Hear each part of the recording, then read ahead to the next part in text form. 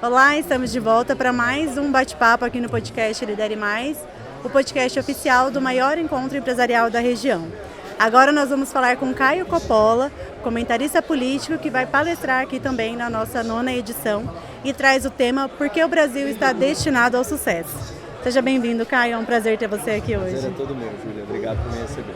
A gente que agradece. Então, para a gente começar, eu queria que você falasse um pouquinho para a gente em relação a esse tema, né? Que a gente está em um evento que, naturalmente, nós temos muitos empresários atentos, né? Preocupados com o cenário atual. Qual seria a sua análise assim, sobre os próximos passos que, de repente, eles deveriam tomar? Tem algo que pode tranquilizá-los pensando no que você vai trazer na sua palestra? Olha, com certeza. Acho que, em certo sentido, o meu otimismo está muito alinhado com o DNA do empreendedor brasileiro. Quando a gente pensa numa economia cuja realidade de taxa de juros é a segunda maior do mundo, ou seja, seria muito confortável para lideranças do setor produtivo recuarem aí nas suas iniciativas e literalmente viverem de renda, né, com, enfim, operações financeiras de baixo risco, a gente vê que o empreendedorismo ele é uma vocação. Né? Então essas pessoas estão aqui, estão promovendo eventos maravilhosos como esse, estão conseguindo sobreviver, em muitos casos prosperar, em um ambiente de adversidade, com um ambiente de negócios muito tóxico, uma carga tributária absolutamente extorsiva, todas as barreiras burocráticas, a dificuldade de encontrar mão de obra está se tornando o maior problema hoje, a maior dor das empresas brasileiras. 6 em cada 10 empresas têm na dificuldade de encontrar mão de obra aí o seu principal gargalo. Então, eu vim trazer boas novas. A minha tese, que eu vou defender aqui com base em fatos e números, é de que nós estamos vivendo um momento de crise que antecede profundas reformas. Ou seja, em questão de meses, a classe política vai ser instada, não por uma vocação para práticas republicanas ou para a liberdade econômica, não isso. Mas por necessidade, vai ter que haver uma grande reforma administrativa, uma reforma fiscal e coisas que parecem hoje politicamente impossíveis vão se tornar politicamente inevitáveis. Grandes transformações que vão levar aí o Brasil para um destino muito melhor do ponto de vista econômico nas próximas décadas. Eu cito inclusive o exemplo do que foi a crise da hiperinflação no começo dos anos 90 e que essa crise fez nascer o Plano Real, que foi uma grande reforma administrativa, fiscal, cambial e que envolveu inclusive privatizações, e a gente sente as consequências benéficas, né, dessa crise até hoje. Eu acho que nós estamos num momento análogo e é isso que eu pretendo demonstrar aqui para todos os empreendedores que estiverem nos prestigiando. E considerando essas oscilações, né, que você comentou que o país acaba naturalmente passando, né, em diferentes momentos, como é que os empresários, de certa forma, eles podem ser agentes de transformação e não só serem impactados com essas mudanças, ficarem reféns dessas mudanças, digamos assim? Olha, a verdade é que num país como o Brasil, as externalidades têm muito protagonismo. Então, por exemplo, você vai começar um negócio, você vai empreender. Você não controla a política externa do país, você não controla a taxa de câmbio do país, você não controla a taxa de juros do país, você não controla a política tributária do país. Então, a esfera de atuação do empreendedor, e aqui a gente tem que ser realista, é da porteira para dentro. Por isso que eventos como esse, como Lidere Mais, e aliás eu não consigo disfarçar, eu estou positivamente impressionado, porque muito organizado, muito bonito, muito vivo, né?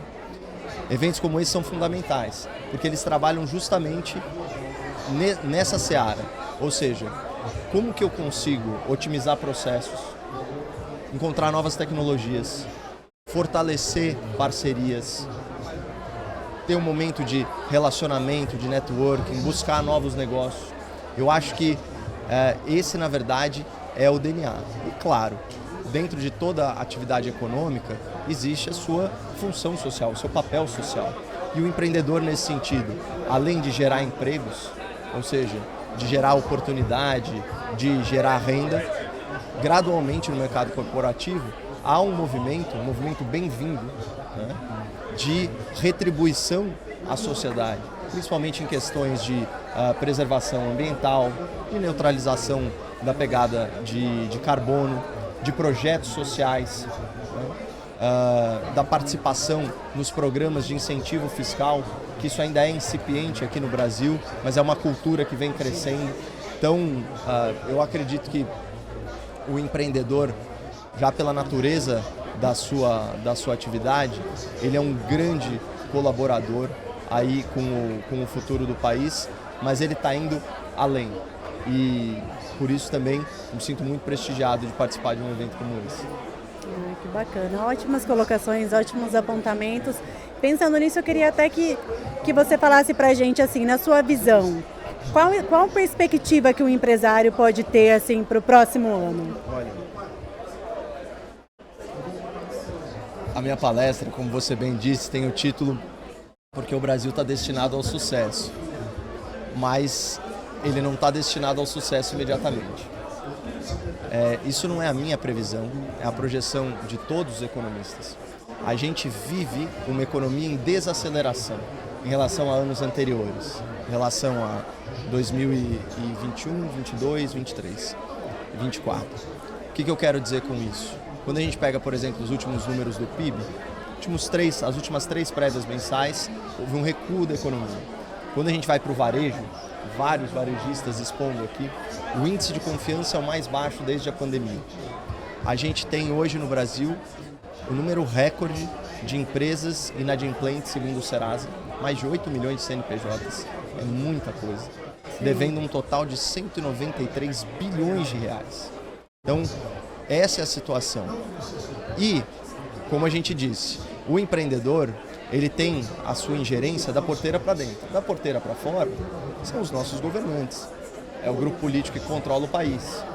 O Congresso, o Executivo, cada vez mais o Judiciário também. Então, o que acontece?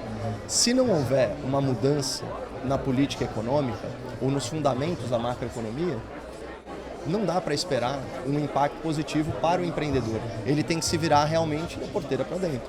E tudo indica que não haverá esse ajuste nos próximos meses. Então, esse é um momento, sim, de apertar os cintos.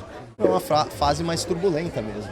Agora, quando a gente fala do empresário brasileiro, Julia, a gente está falando de uma pessoa que só nos últimos anos enfrentou, por exemplo, a crise econômica, a recessão econômica do fim do governo da Dilma Rousseff. A gente está falando de um recuo na economia de 7%. Uma recessão, literalmente, uma retração econômica, quase 3 milhões de empregos CLT varridos aí do mapa em questão de 24 meses, juros, inflação, desemprego acima de 2 dígitos. Depois esse empreendedor ele passa pela pandemia e agora ele está lidando com as consequências de uma crise fiscal que, enfim, ampliando a base monetária, faz a moeda perder valor, os preços sobem, o Banco Central responde com juros. Mas assim, a verdade é que o empresariado brasileiro ele já está muito resiliente. Então, o que eu quero mostrar é que o Brasil está destinado ao sucesso porque a classe política vai ser obrigada a promover reformas e, mais do que isso, o grupo político que promoverá essas reformas, ao que tudo indica, não é o mesmo que hoje governa o país. Certo. E pensando assim, acho que de certa forma com essa prévia que você trouxe, de certa forma respondeu já a minha próxima pergunta, mas eu queria que você comentasse assim, o que você espera de forma geral que os participantes daqui de hoje levem da sua palestra? Acima de tudo, eu quero que o empresariado, os empreendedores, os stakeholders, os tomadores de decisão, os executivos saiam mais leves. Eu também quero alertá-los para a dinâmica do jornalismo contemporâneo, para que eles não foquem tanto no ruído e fiquem mais atentos aos dados. Ou seja, a gente sai um pouco do campo das narrativas e começa a olhar os números concretos. E por que isso? Porque muitas vezes nós temos dificuldade de discernir aquilo que está fora do nosso controle e aquilo que está dentro do nosso controle. E a gente se investe emocionalmente daquelas coisas sobre as quais a gente não tem nenhuma ingerência. E isso acaba tirando o nosso foco daquilo que realmente importa, onde a gente consegue fazer uma diferença, não apenas para os nossos negócios, mas como você disse também, para a nossa comunidade, para a nossa cidade, para o nosso estado, para o nosso país, né?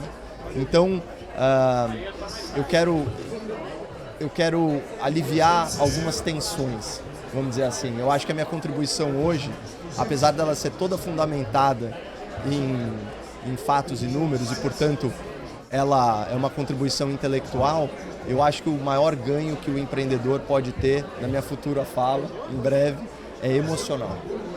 Bacana. O pessoal está com grande expectativa, né, aí para o conteúdo. Eu também. E para a gente finalizar, né, você falou que é a primeira vez que você está aqui no evento, né? Mas o que você viu até agora, por que você acredita que o empresário, uma liderança no geral, precisa estar em eventos como o Lidere Mais? Olha, eu vou fazer um apelo à autoridade aqui. O maior investidor do mundo, Warren Buffett, ele tem uma frase muito boa. Ele diz o seguinte: o risco vem de você não saber o que está fazendo. Claro, a atividade econômica, como a gente falou, tem muitas externalidades, muitas coisas estão alheias ao nosso controle. Mas tem alguns padrões que, se nós observarmos, nós teremos um investimento mais seguro.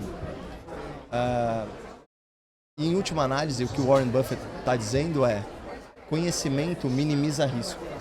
Então, um evento como esse, em que você tem uma troca de experiências, uma troca de ideias tão grande, além, é claro, de exercícios de capacitação, de aprimoramento pessoal ou de áreas do conhecimento diferentes, como é o caso da análise política e econômica, tudo isso contribui para aumentar o nível de conhecimento do empreendedor, do empresário, das equipes que participam de um evento como esse, e aí o risco da atividade econômica fica minimizado.